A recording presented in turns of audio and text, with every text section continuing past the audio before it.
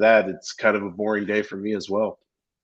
That's a good thing, I'm sure, for you. You look actually well rested, Mike. I feel like in February National Signing Days past, you probably had 10 phones to your ears, just talking to everybody, trying to get that last second intel. Let me ask you this big picture question, and I want to get your thoughts on the Texas class and some of the other classes from teams in the area. Is it even worth having 2 National Signing Days anymore? Is this method sustainable? Do you see change coming to the way this process is right now? I mean, what's going on with the 2 national signing periods?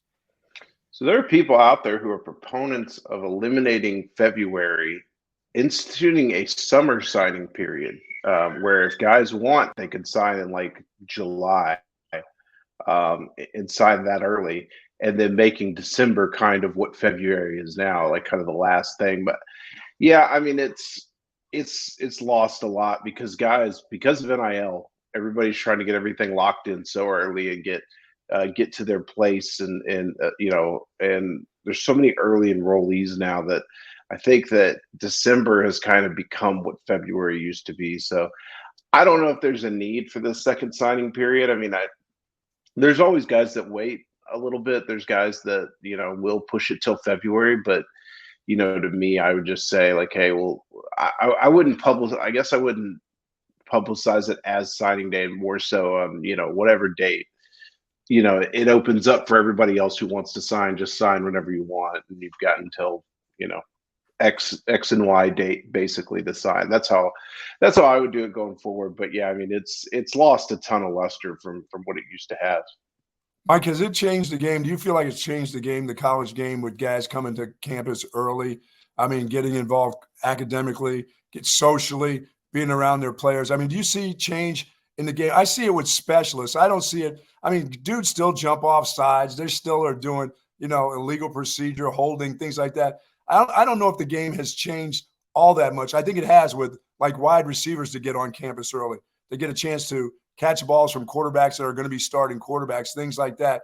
I don't see the big change in running backs and offensive linemen and defensive linemen as much as I see from real specialists since they've decided to bring kids on campus in January, getting acclimated. Now, academically, it may be better for them to find out what it's going to be like to be on a college campus and what they have to do in order to survive. But once they get to school, they get them so they can survive academically. Yeah, I think it benefits the skill guys. I think any offensive and defensive linemen that arrive early and get to play, it's because those guys are kind of freaks. Yes. They were already ready to play probably. But Right. what I think it benefits long term is you get a semester of workouts in, you get a semester, or you get a spring practice in. And I think what it does is the next spring it benefits those guys because they've already got a year in the strength and conditioning program. And when those 6 a.m. workouts hit, there's no real shock and awe for them as there is for maybe the guys that got there in the summer and just Right. worked out for the played the season and weren't there for the winter workouts. Mike, the 24/7 Sports Rankings has Texas with the 5th-ranked class in college football here in 2024. Just some of your overall thoughts on the guys that Texas brought in December this year. They did a really good job. I think that the one thing I've noticed from Steve Sarkisian and in comparison to the guys I covered while I was on the Texas beat, that being Tom Herman and Charlie Strong, is there were times those previous two would load up at one position, or they would make a pretty looking class out of skill guys but no real meat. And I think that since Sark has arrived, they've done a really great job signing balanced classes. They always seem to figure out a way to address their needs in each class, and they find a lot of good balance. So when you look at, I mean, they've got and it's so funny. We were talking about early enrollees. It used to be a case of like you may have 3 or 4 guys that enroll early, right? And that would be a good thing. They've got 18 guys from this class already on campus. I mean, that is that's most of the class. They signed 22 guys. 18 of them are already there. That's huge for them. So I like what they did specifically at the defensive back position.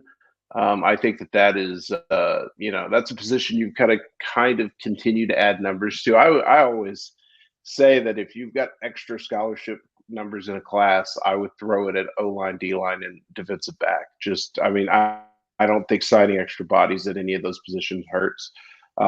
So when you look at getting Kobe Black down the stretch, Kobe Black was a silent commit to Texas for longer than most kids have been committed to Texas, but getting him, securing that, Xavier Filsaime, a big flip they got from Florida, who's a four-star athlete out of McKinney, one of the more athletic safety prospects I've seen, and a guy that I think you're going to hear some noise about this spring, just from a physical and athletic standpoint. And then Jordan Johnson-Rebel, who is out of IMG Academy originally by way of Fort Worth, and is a really technical player at the defensive back position. Can kind of play corner, can play safety, can play nickel. I like what they've done in that secondary group specifically. Yeah, and they need to. They need, like you said, they need to find out who can play, who can't play. And the only way you can do that is you got to have bodies. You can't just say, okay, we're going to depend on this guy. He was a 5-star, and then he gets here and he's not a 5-star, and it takes him 2 or 3 years. You need to find those guys out, and the only way you can do that is in numbers.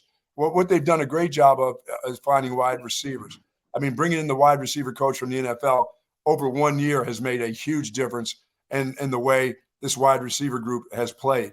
Just technically, it just looks like a different group of players it's playing.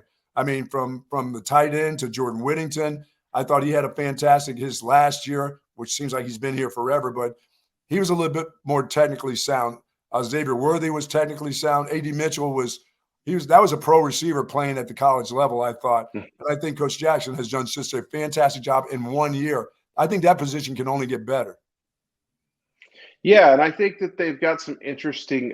I was a little critical of the way they recruited the wide receiver position this year, and the thing is they've always kind of mitigated what they've missed out on by just going and finding that guy in the portal, and they've certainly done that this year in the portal. I loved Matthew Golden in high school. I thought Texas made a mistake early by not recruiting him the way they should have, and they ended up getting him anyways. So I think when you look at Parker Livingston and Freddie Dubose and Aaron Butler, those are the guys in the non-Ryan Wingo category that they recruited. And I like, I know Butler a little bit, but he's out in California. The two Texas guys, I like Parker Livingston a lot. I've probably been his biggest cheerleader, but he's had a lot of injuries, and that's, something to worry about. And then Freddie Dubose, again, another guy that has dealt with knee injuries, and both of those guys have ceilings that I think you would really like, but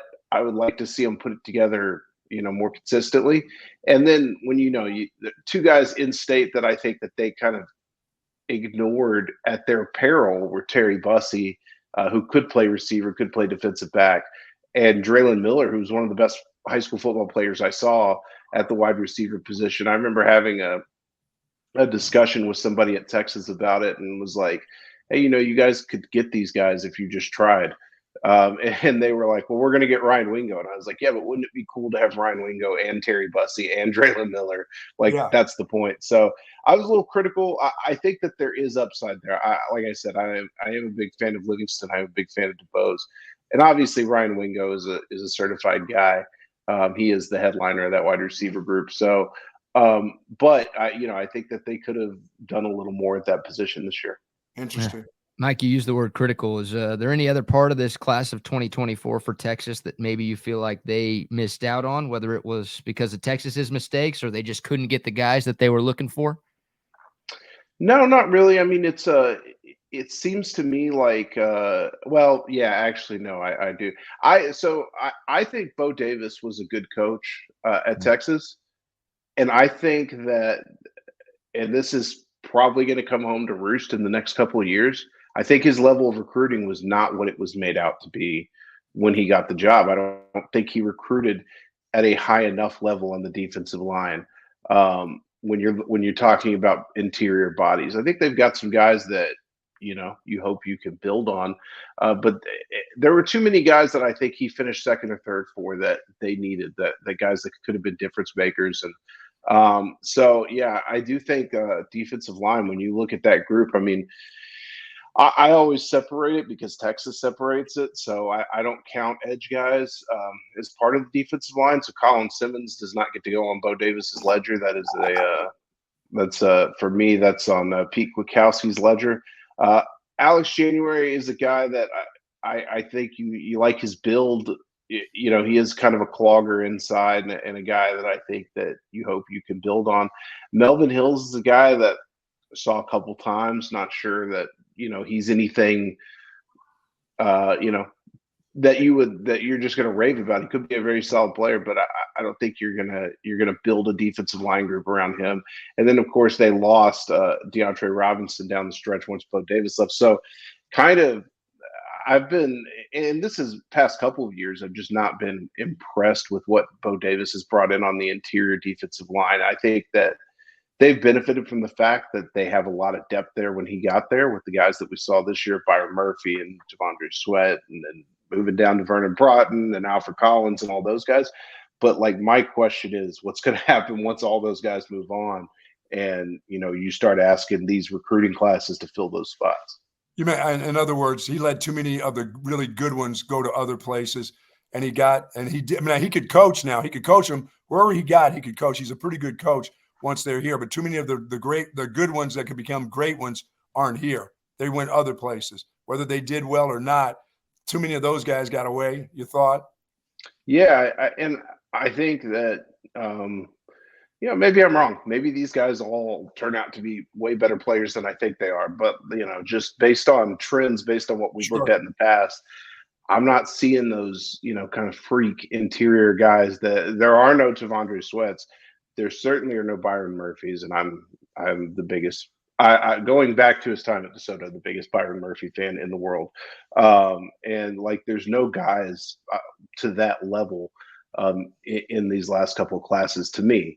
So there may be one or two. You're not seeing the numbers. I think that it was an opportunity to stack numbers at certain positions, and I'm just not seeing them. And, even going back to last year, they signed one interior D line guy. I thought that was a kind of a curious decision. All right, let me ask you this: do you see something, Mike, that Sark and his staff is fantastic in the summertime? Like I've never seen a group before. They made June their deal. I mean, they swoon them in June. So I mean, do you see somebody in out there that could be that guy or those guys? Because they need more than that guy. They need those guys that could it happen in June the way they recruit in June? Because this is a special recruiting group in the summertime for some odd reason. Mm-hmm. When there's nobody around and they get mom and dad on this campus with nobody here, they specialize in getting those kids to come to the University of Texas. Do you see anybody out there that maybe June can be big, like the big timers that you're talking about, the war daddies that may be out there, one or two? Yeah, I mean, we'll kind of see what turns up in this cycle and where they are. I think that to your point about their success in June is very. I've talked to Sark about this on the record. I wrote a story last year about it, but it's very intentional by them. I mean, they have a process wherein kind of early on they lay the groundwork a little bit. It's like get you on campus in February for junior day or late January, and then we start talking about coming back for a spring practice, and then spring practice they really start laying the groundwork for, okay, let's schedule that official and let's move to kind of the next phase, and then June it's all systems go. So I think they're extremely intentional about that, which is why you've seen the success they have. They have a process. I think it works. And not everybody can do that. Not everybody does that, because assistant coaches, head coach, those dudes are ready to get their little week of vacation that they get. June comes and they're not thinking about recruiting. They're thinking about getting the hell away from that place. And this group, it's just like you said, this is where the big process starts for them. Yeah, I mean, it's they've been extremely successful in June, and I think it's because it's intentional. It's because it goes to show kind of what you can do when you have a plan and everybody's on the same page and doing the same thing. Yeah, Mike Roach of 24/7 Sports is with us for a couple more minutes.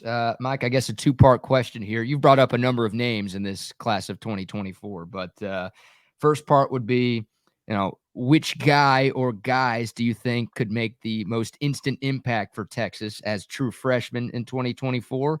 and then maybe an under-the-radar player or two that Longhorn fans probably aren't talking about enough in this class?